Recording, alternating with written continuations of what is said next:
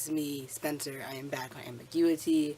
I meant to upload yesterday. Today is Saturday. Correction, 2 days ago. But I got caught up with some schoolwork, but I am back. I've continued to upload regularly. So here we go. So, last week's topic was about pronouns and how that kind of changed throughout the transition. This week is about white privilege within and outside of the LGBT community. So today you guys kind of like a 2-in-1 combination. So yeah. So to start off, we're going to talk about pronouns. In my experience, when I first came out, hell, even before I came out, I was thinking like, I kind of would want to go by male pronouns or be called he or like dude or bud more often. So basically male characteristic or characterize adjectives and words in that sense. I also realized I would call myself he, or like sometimes they or bro in my head. And then when I kind of realized, alright, I would like to do that more often, from other people, not just in my head or myself. So when I came out, pronouns were kind of like a big shift because when I did correct people, they would correct me back in a sense of saying, oh, if I say I'm a guy, they would be like, oh, no, you're not, because I've always called you by these pronouns. So yeah. So when I came out to my friends, they kind of didn't really know what trans meant, so you kind of just went along with it. They thought I was just kind of like a feminine-looking guy to begin with, so I was kind of able to get away with that for a bit until like it was actually real that I was technically biologically or at least assigned female at birth, and then that became a whole issue of like, well, we're not gonna call you this until you have this, and this whole issue. So yeah. But with my family dynamics in that sense, when I came out, my mom was big on like, I need more time, and I've always done as this for all my life, etc. But an issue with that was because I was out in school and my teachers made an effort somewhat to use my pronouns. There was an issue at home because they still weren't used to it and they would still use she, even though I kept correcting them. But the issue was I didn't always want to correct them because I felt like I didn't have that authority or like place to correct them, which is also a weird spot for me because then it leave me feeling very dysphoric and also confused about like, am I really trans, or like, do I have to stand up for them every time, etc. So yeah. But coming from middle school into high school, really, the pronoun issue situation wasn't as big as it was before when I first coming out. Because when I did go to high school, my hair was already cut. I was socially transitioned basically like to my gender as a guy. So when I told my teachers, hey, I go by these like this name and pronoun, they were off the back okay with it. They used it automatically. They kind of slipped up a couple times with like the pronouns, but that was like kind of looked over. I am back. Sorry about that. My roommate walked in the room with one of his friends. So yeah. So anyway, when I got to high school, the whole pronoun situation was more or less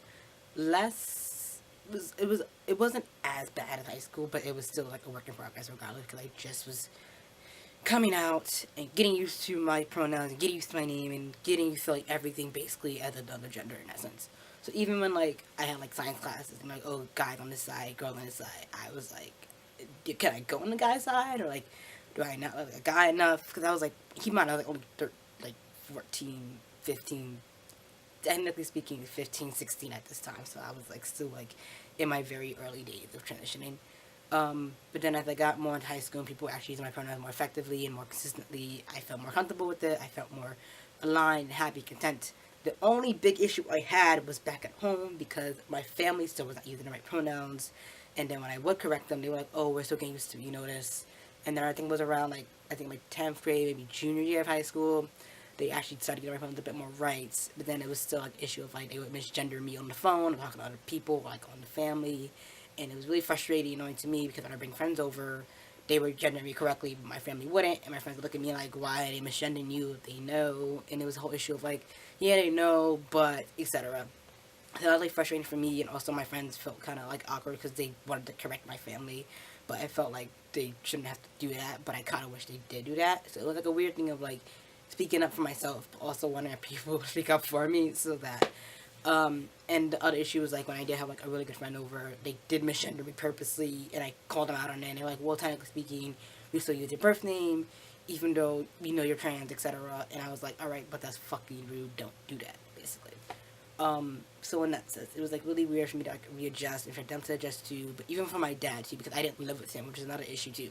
Because I didn't live with my father, he didn't see me at all, like going through changes and starting testosterone and dealing with school struggles and all that. So he didn't like get a chance to really see me transition. He just kind of saw me one summer with long hair and really, really irritated and then next summer really short hair and a binder. So that was like a big gap for him to like kind of come to terms with little by little. And then around my senior year, when I was able to like finally get on testosterone and finally start the process for legal changes, there was like another issue of like, well, technically speaking, even though your papers say this, I'm not gonna call you this. And I'm like, well, technically speaking, my papers say this. So I don't care really how you want to address me because I know my papers say otherwise. And that was a very big deal for me because I felt that now that my papers matched up with how I identified, it was like no one could really argue that I'm not a guy technically, in like a legal standpoint. So that was very big for me. And then senior year, people still misgendered me, like if they got mad or something stupid, or they felt like some type of way about something I did, they would misgender me on purpose. I really hated that. Don't fucking misgender people if you're mad at them. That's an asshole move, basically. If you don't know someone's pronouns, just freaking ask them. And if you can't remember the pronoun, just ask them again privately, or just shoot them a message or something. Like, come on, 2017, like, get your shit together. So basically that. Around the end of my senior year, my pronouns were only an issue. It was just like slip-ups here and there. Most of ignorant assholes who felt that if they misgendered me, I would have an issue. I really didn't give a fuck at that point because I felt like, I know I'm a guy. I'm content with my gender. Whether you misgender me or not, that's on fucking you. That's not really on me. If I wasn't going to interact with you on a daily basis, I really did not care. So yeah. Now that I'm in university, I don't get misgendered. I get misgendered like maybe like once out of like a month by mistake, if anything. If it's like a group of girls and like I'm there, I'm like my face to my back turned, and it's like, all right, oh, they're girls, and it's like, all right, cool, whatever. So I don't have a bigger issue with like getting misgendered now compared to like high school, and I was very content of like, don't call me that. I don't go by this, and now it's like, all right, cool. I got called she. Not a big deal to me now because I know I'm not a she, basically. So it's like perspective and like really big on mindset of how I view myself compared to how others are viewing me, really, which kind of makes or break things. But in my perspective, it's like I know I'm a guy. I see myself as a guy, so that's what matters, really. So yeah. And like even my dad, like kinda, he hasn't used pronouns yet, as far as I'm concerned. He mentioned me in graduation. I corrected him on the spot, so I was happy about that. But he used like male adjectives like bud and pal, which is a start. So that's something. It's not everything, but it's something, and I'm content with that for the meantime. So yeah, my mom's been better. She uses like handsome son and my prince and all this stuff. So that's cute, but it's kind of weird too because I'm like an 18-year-old boy, but I'm the youngest one, so I can see why. So yeah, basically that's like my whole journey of pronouns. It was like I'm really big on them. Don't misgender me, etc. So like some people are misgendering me, but then some are, and then some people just being dicks about it. Like my family was like, we're not gonna call you this because technically speaking you aren't that, in the full sense of what gender really is, and like, okay, well, we're gonna call you this sometimes but not all the time, and now it's like they use it most of the time, so that's good. So I'm really happy about that. Now for on to the next topic about white privilege within and outside the LGBT community. Let me just state this very clearly because there was an issue on my Tumblr about this shit. It is okay to be white. No one is saying it is not. The fact of the matter is people of color cannot be racist. They can only be fucking oppressive. So let's just get that clear.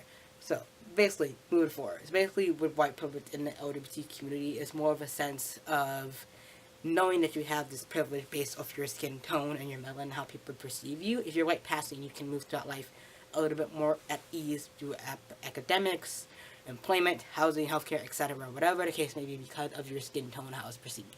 Within the LGBT community, example with fucking Kevin Spacey and all this other bullshit he's trying to pull, talk about I'm gay. We don't care a fuck about that. The fact that you're still white passing, have white privilege in the sense that you think you be gay or racist, the fact that you are a pedophile in a sense, which it doesn't.